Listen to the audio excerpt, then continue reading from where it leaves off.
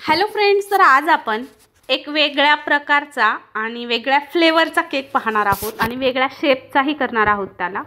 तर हा केक जो आहे तो आहे ऑरेंज फ्लेवरचा। 200 ग्रॅम प्रीमिक्स घेऊन त्यामध्ये मी एक छोटासा चमचा भरून ऑरेंजचं इमल्शन वापरले।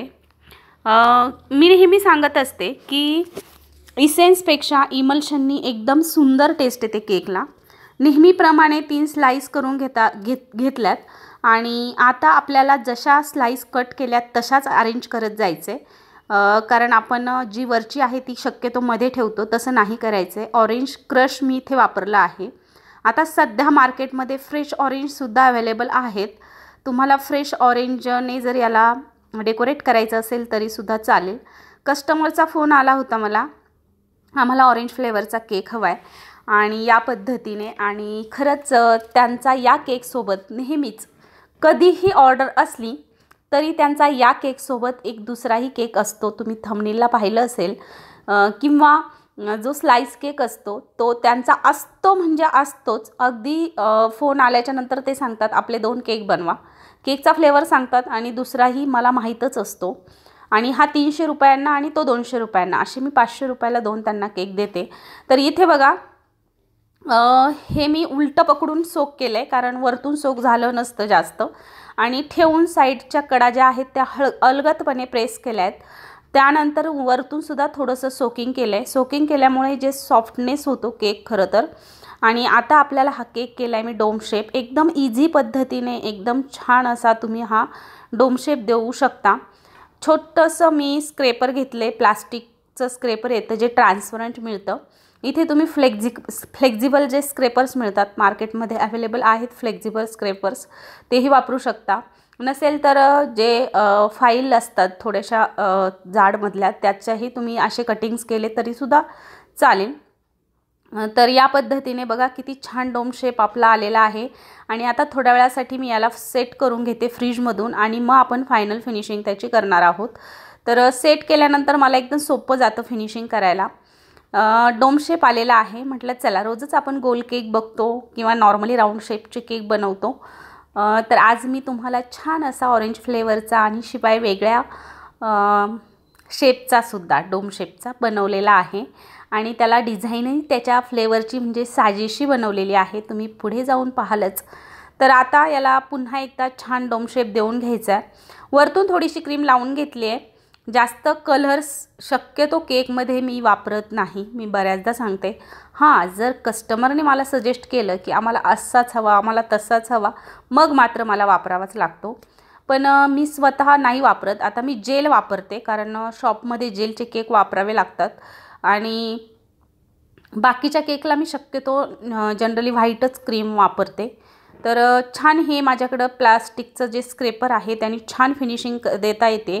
असं थोडंसं बेंड करायचं आहे, मी जसं तुम्हाला म्हणजे व्हिडिओमध्ये दिसत असेल त्या पद्धतीने। आणि बघा छान मटक्यासारखा शेप आपल्या केकला येतो। शेपही छान झालेला आहे केकचा, आणि केक म्हणजे मला एकदम माझं आवडीचं काम आहे। खरंच मला खूप आवडतात केक करायला, आणि तुमच्यापर्यंत पोहोचवायला त्यापेक्षा जास्त आवडतं।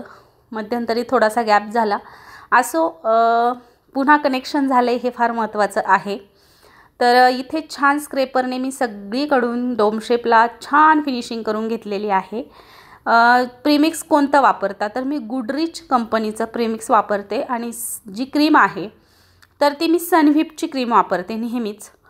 तर आता इथे पायपिंग बॅग घेतलेली आहे, आपल्याला बनवायचे फ्लावर्स, जे गुलाबाचे फ्लावर्स बनवायचे। आता इथे मी R11 नंबरचं, नूर 11 नंबरचं नोझल घेतलं आहे, नूरचं आहे, तुम्ही R11 नंबरचं घेऊ शकता। आणि जी छोटी साईड असते नोझलची, तर त्या बाजूला एक या पद्धतीचा कडेच्या साईडनं मी ड्रॉप टाकून घेतला आहे, तुम्हाला दाखवलं आहे बघा। मी बऱ्यापैकी तुमच्यापर्यंत बऱ्याच गोष्टी शेअर करण्याचा प्रयत्न नेहमीच असतो माझा। तर खालीपर्यंत मी त्याला छान अशी एकच लाईन तयार करून घेतली आहे, जी आपली निमुळती बाजू असते तिकडून, आणि मग त्यामध्ये क्रीम फिल करायची, आणि मग आपल्याला फ्लावर्स तयार करायचे आहेत। फ्लावर्स तयार करण्यासाठी रोजनेल मी घेतलेला आहे। याला छान एक खाली बेस तयार करून घ्यायचा। बेस केल्याच्या नंतर आपल्याला एक कळी काढायची आणि त्याच्या शेजारी अशा छान पेटल्स काढत जायचे। फूल काढणं एकदम सोपं आहे। ते चांगलं आलं नव्हतं, पुन्हा ते मी बाजूला हे केलं आणि मग पुन्हा काढायला घेतलं। काढताना फूल दुसरीकडेच जाते आणि कॅमेरा दुसरीकडेच जातो। कधी कधी खरंच फुला म्हणजे जर केकच्या नादात मला समजत नाही। तर असो बघा, तुम्ही शेड बघू शकता फ्लावर्सची। पुढे जाऊन आणखी सुंदर शेडेड झालेलं आहे। तर बघा या पद्धतीने एक फोक घेतलेला आहे मी। तुम्ही एखादी सीझर घेऊ शकता, थोडासा बेस द्यायचा आणि त्यावरती हे फ्लावर्स उचलून अलगदपणे ठेवायचे। आता आणखी तुम्हाला एक 2-3 फ्लावर्स मी दाखवते।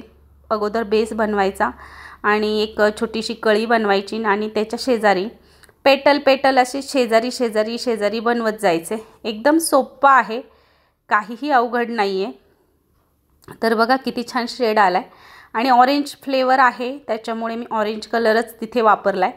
तुमच्या पद्धतीने तुम्हाला जो करायचा आहे म्हणजे ज्या फ्लेवरचा केक करायचा आहे किंवा ज्या डिझाईन करायची ज्या कलरची, तो कलर इथे तुम्ही यूज करू शकता।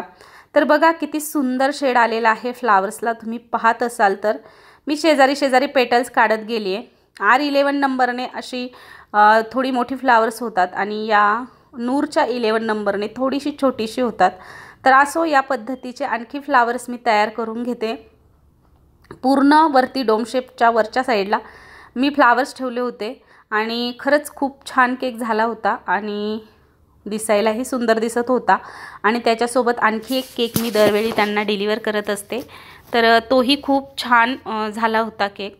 तर फ्लावर्स तुम्ही पाहू शकता, या पद्धतीची शेड आपण नक्की यूज करू शकता।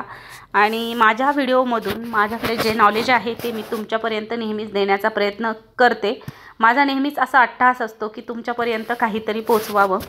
तर पाइपिंग बॅगमध्ये थोडीशी क्रीम भरून घेतली आहे ग्रीन कलरची आणि थोडासा पाइपिंग बॅगला कट दिलाय, फी शेपमध्ये कट दिलाय आणि छान असं पानं काढून घेते। थोडासा हात शेक करायचा।